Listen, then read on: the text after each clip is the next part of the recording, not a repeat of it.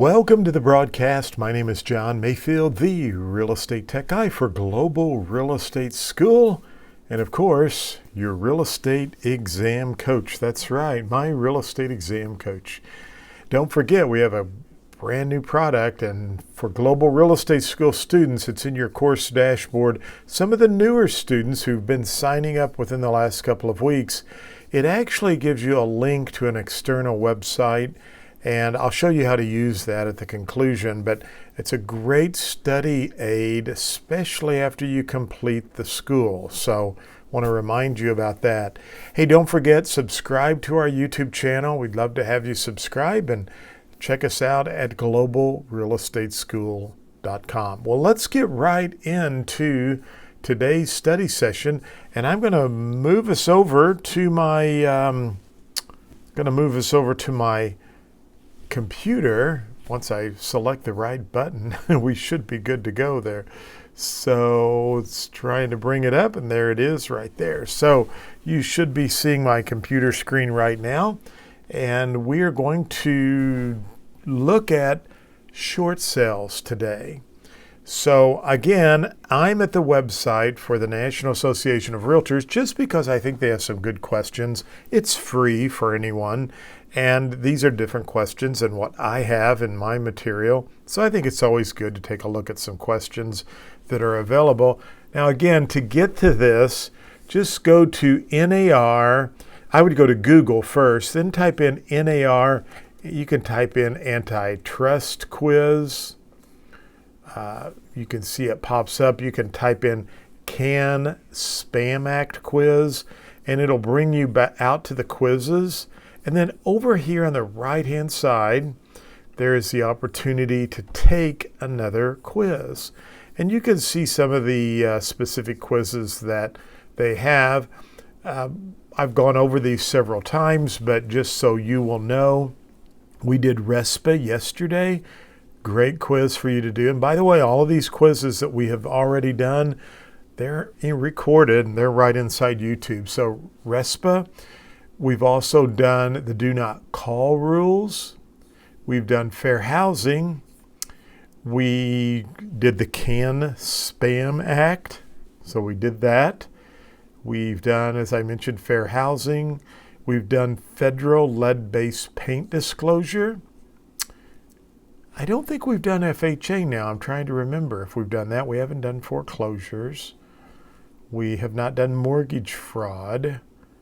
We did the National Do Not Call Registry. And of course, RESPA we did. And today we're going to do short sales.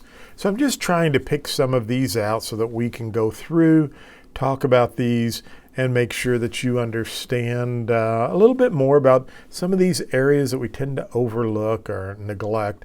I think fair housing is one you go over very well, and antitrust, but Can Spam Act, Do Not Call, some of those are a little more challenging. And so just want to make sure we spend some time going over those. Now, on a quick drink of water here. On the short sale, which is what we're going to do today, you understand that any time, and I probably should bring this up on my iPad, and why don't we do that real quickly? Anytime you have a situation where a seller owes more than what a property is worth, it could be a challenging situation to sell the property. So that's when we normally get into what is called a short sale. So I'm going to stream my iPad over here, and you should be able to see this now.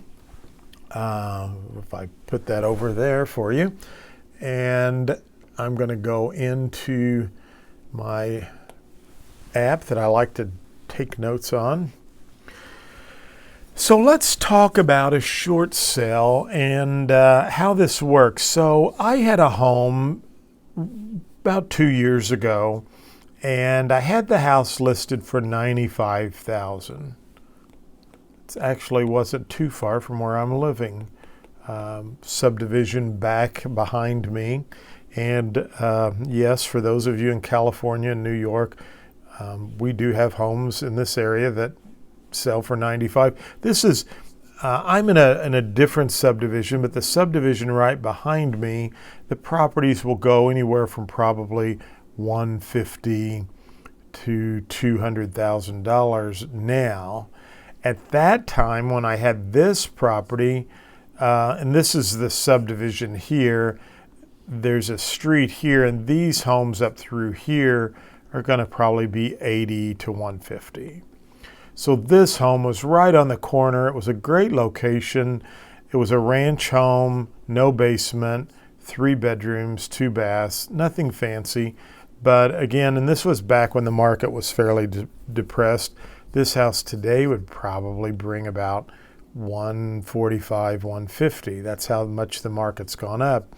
But at that time, I had it listed for $95,000.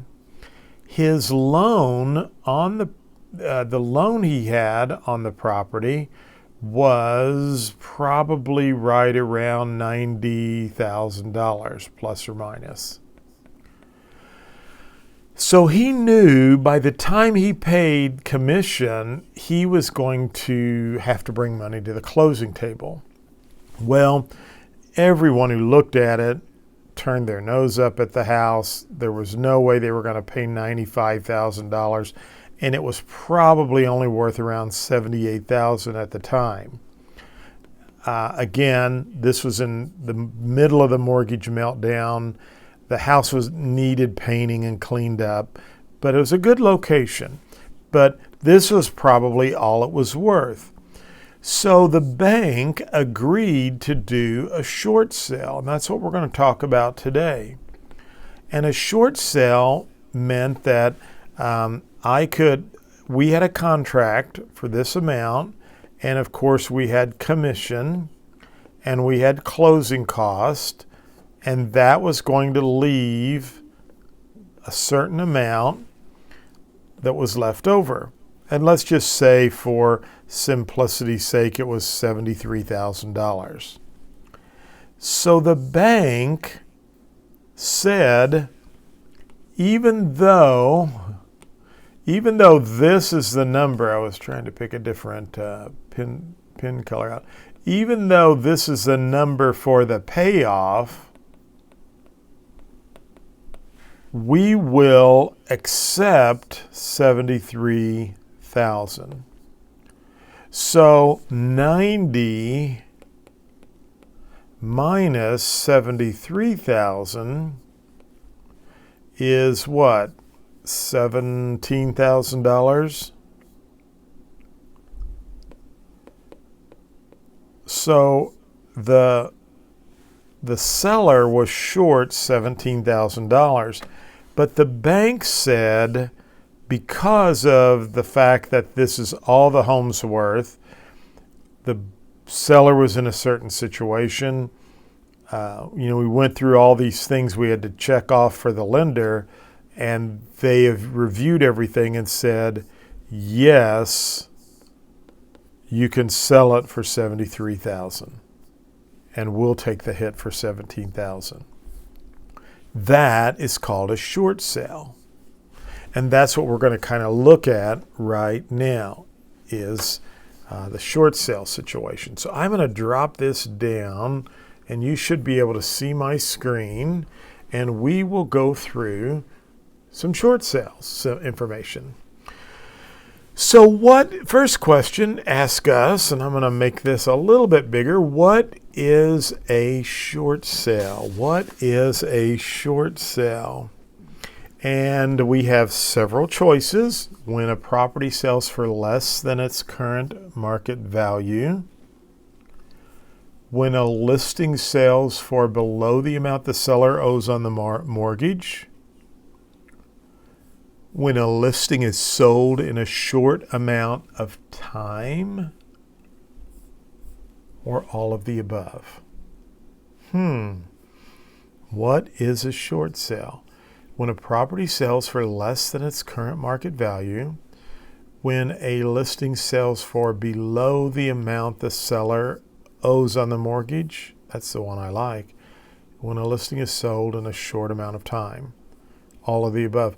Well, I can tell you that this one right here is not true. And so that means this cannot be true.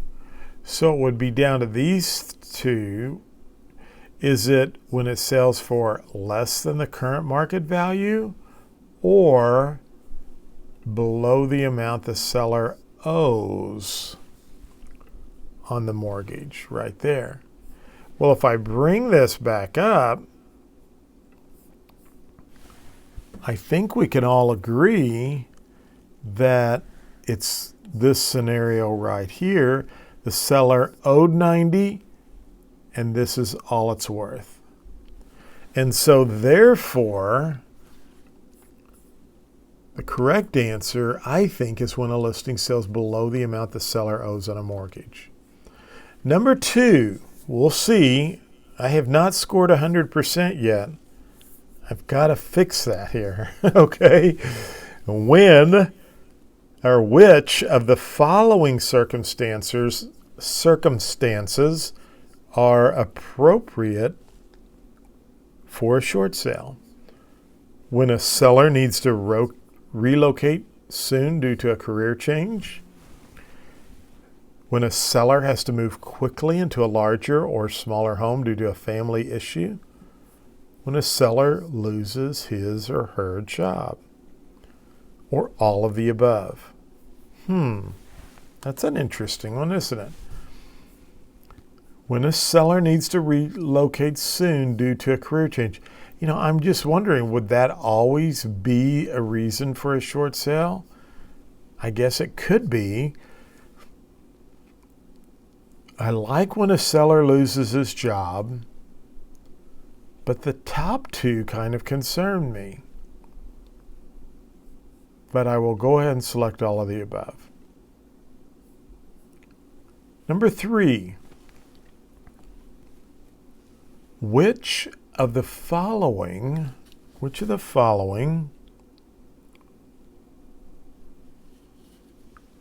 is not an effective strategy for owners who are having trouble paying their mortgage but don't want to be forced into a short sale?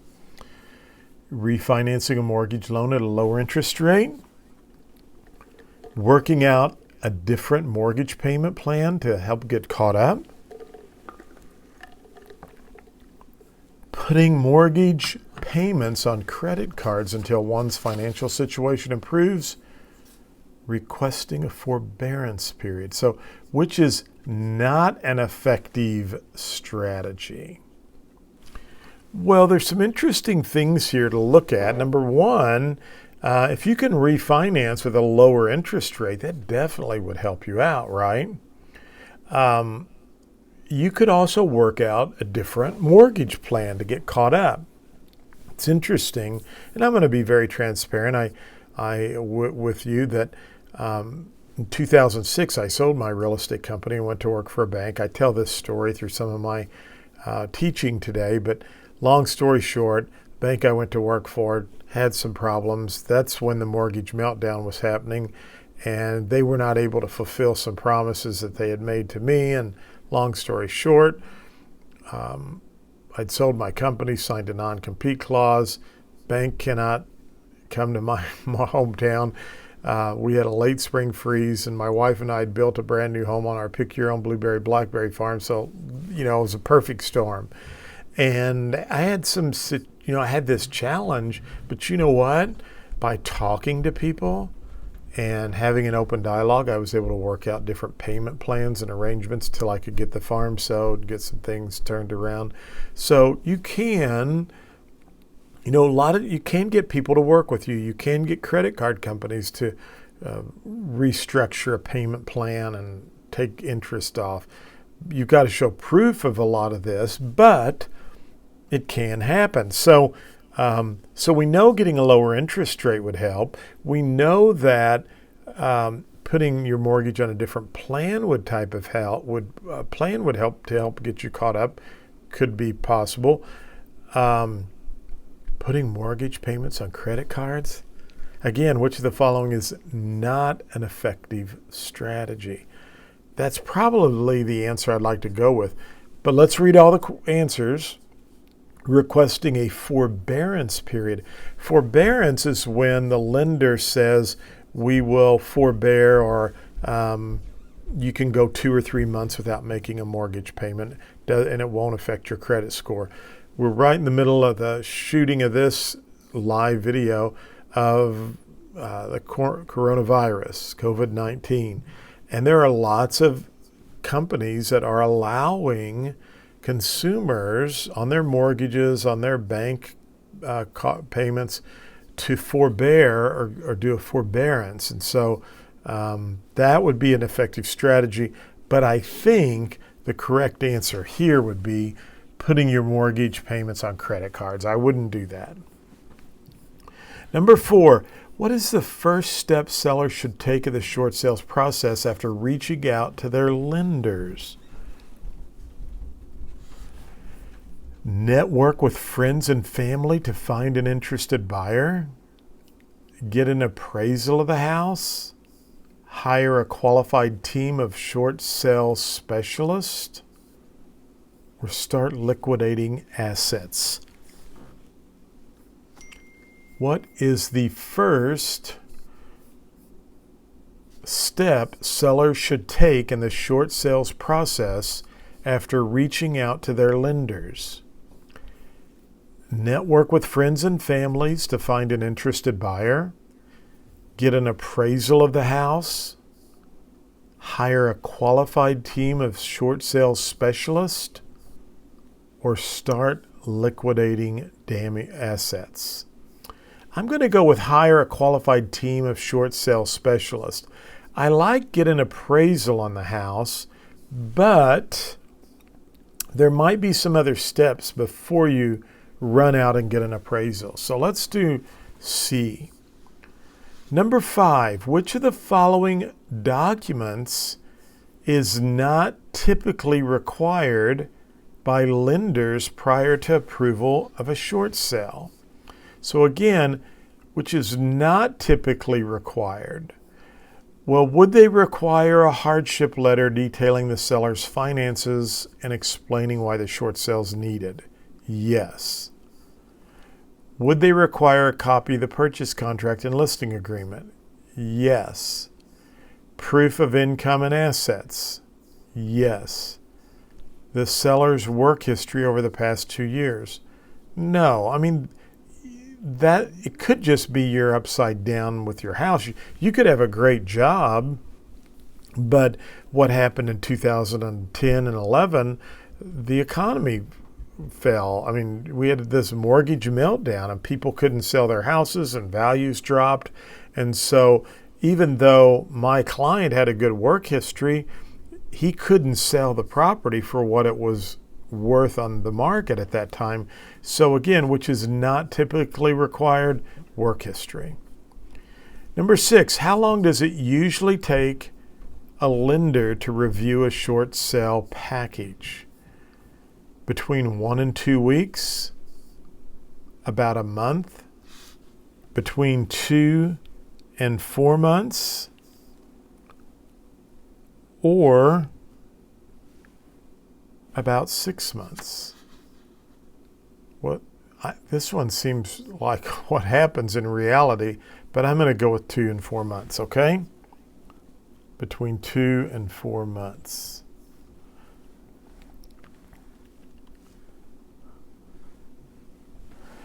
Number 7.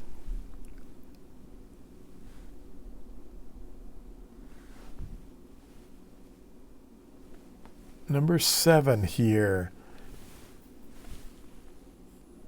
When is a short sale offer accepted? This is a tough one. When the seller accepts the offer? When the lender is informed of the offer? When the lender approves of the offer verbally or in writing? Or when a contract is formed between a buyer and a seller? Wow, that's a tough one.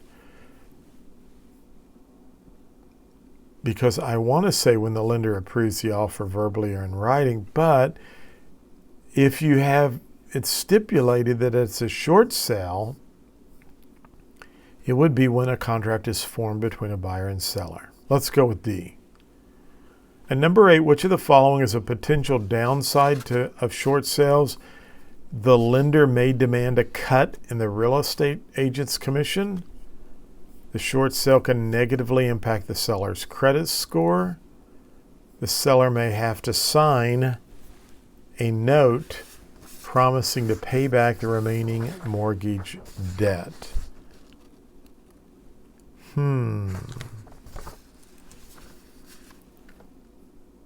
I would go with all of the above, but this one but sometimes they do require you to take a commission cut. Let's go with all the above. I'm going to double check my answers.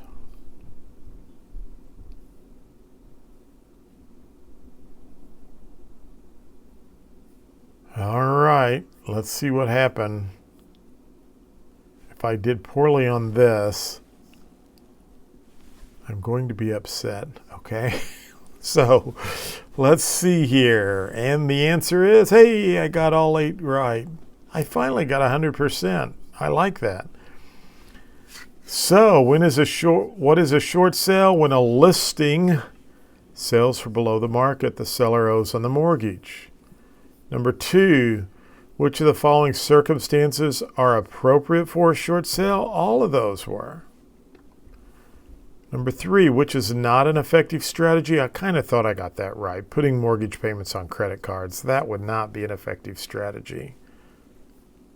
I actually tried to do that in my situation for a while, and it wasn't good. What is the first step sellers should take in a short sale process? Hire a qualified team of short sale specialists. I really was unsure of that one. That's good to know. 5, which of the following documents is not typically required by lenders? The seller's work history. I kind of felt good about that. 7, how long does it usually take? Between 2 and 4 months. May seem longer, but that's the answer. Number 7, when is a short sale offer accepted? When a contract is formed between the buyer and seller. I was a little unsure of that one. And number 8, which of the following is a potential downside of short sales? All of those items those were all downside.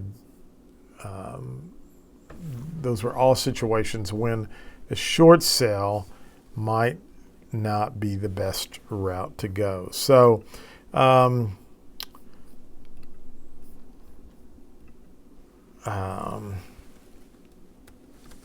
wanted to just make sure that we went over some of these items. I needed to get back with a quick text message there. But hopefully you know what a short sale is now. Again, you're going to probably see this question on the exam, but a short sale is when the seller owes more money than what it's worth on today's market value, on today's market. So you have a situation where, in my example, the owner owed $90,000. We could only sell it for $78,000, and so he was going to net $73,000. There was a $17,000 gap. That's a short sale. Now the question comes up: what happens to that $17,000? Is that something that the lender just says, hey, don't worry about it? Normally what happens is the lender is going to send you what is called a 1099 at the end of the year. And so that $17,000, oftentimes, the seller will have to pay capital gains tax to the government on that amount. So you always want, and you may see this question on the exam, you always want to encourage your folks, before doing a short sale, to seek legal counsel. In fact, if you ever see a question on the test, and that's one of the choices because someone's asking you your opinion and it's outside the scope of your realm, you always want to answer, they need to seek legal counsel. Okay. And so I don't know. Tax laws change. We're in the middle of COVID-19. The government could have the IRS could have a new rule that comes into effect that says because of the situation that happened, they're going to not require you to pay capital gains tax on any kind of short sale. So always seek with legal counsel. That's the best thing to do there.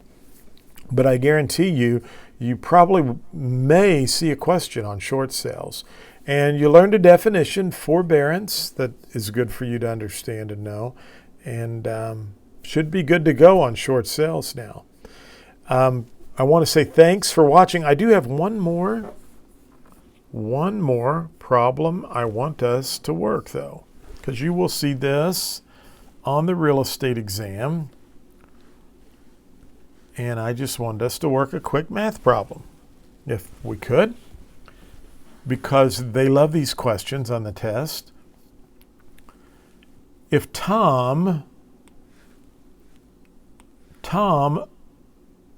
has a home that's valued at $200,000 and his payoff is $140,000, how much equity does Tom have in his home?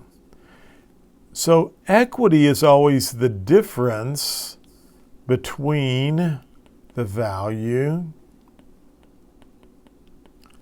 and what you owe. So this is real easy.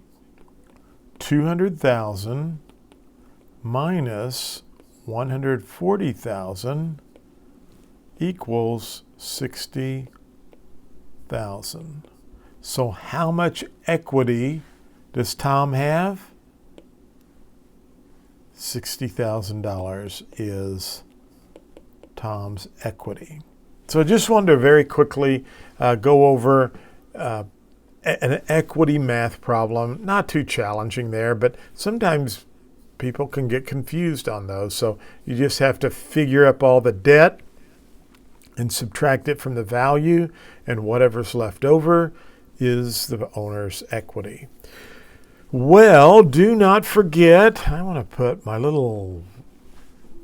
Real Estate Exam Coach up because I think it's a great product. I was actually working on that right before we went live streaming. It's been a busy day today, but finally getting caught up where I can work on some of my projects. So I'm adding some more audio, so that if you ever want to just go through and listen to the material, you can do that. In your car when you're out walking or exercising. I think I'm going to go for a long walk later this evening. I need to get out of the house for a little bit. I've been in here for a while. I go to the store, but you go in and come out. But I haven't gone out and walked around the neighborhood, and so I think I'm going to do that tonight. But this is great because if you have my Real Estate Exam Coach, you're going to get a link to businesstechguyuniversity.com, and from there you want to just log into your account. And again, you're going to use the same username as Litmus for Global Real Estate School students, but you have a different password for this specific website. And then from here is your course content. So we've been going over this was actually short sales, which I think may be down in the practice of real estate. I think. Could be in financing, but I think it's in the practice of real estate. But what's really cool is you can go into audio, and from the audio tab, you can listen to these chapters. So if you're in what I'm basically doing, and I was working on just a while ago, is from right here, I'm just going through and kind of giving you this in audio format with some commentary, and you can take this along and be learning and going over the definitions and the information for each specific module. And again, these modules are broken down with a testing agency for if there's someone who did not pass the examination and you did poorly in General Principles of Agency, well, it's Module 5 you'd need to study. If you did poorly in Practice of Real Estate, it's Module 10. You can go right in, study from there. But you can always go to the video format and just watch the videos from Practice of Real Estate, or you can go to the audios and just listen to the audio version. And I'll also have digital flashcards for each section as well. So again, it's My Real Estate Exam Coach. Be sure, check it out. I think you're going to like it. And for Global Real Estate School students, it is free, so there's no charge for you. Right now, it's a limited time for that. But if you're watching us from another state, it's national content. Just go to My Real Estate Exam Coach. You can watch the videos and buy right from that website. Well, listen, as always, thanks for listening. Be sure and subscribe to our YouTube channel. I'm going for 100,000 plus subscribers, and I know I'm not even at 500 yet. But you know what? You're going to be watching this video someday, and you're going to look down at the subscriber or look up at the subscriber number, and you're going to say, that guy really did believe he was going to get over 100,000, and look at the number of folks he has, because we're going to get there, all right? So thanks for watching today's session. I'll be back tomorrow. I think I'm going to be back tomorrow. If for some reason I'm not, I'll be back over the weekend, but there's a chance I might not be here tomorrow. In fact, I'm just now remembering I'm not going to be here tomorrow because I do have an appointment. So I probably won't be live streaming tomorrow on Friday, but we'll pick it back up on Monday, or I may pop in sometime over the weekend. Have a great day. Talk to you soon.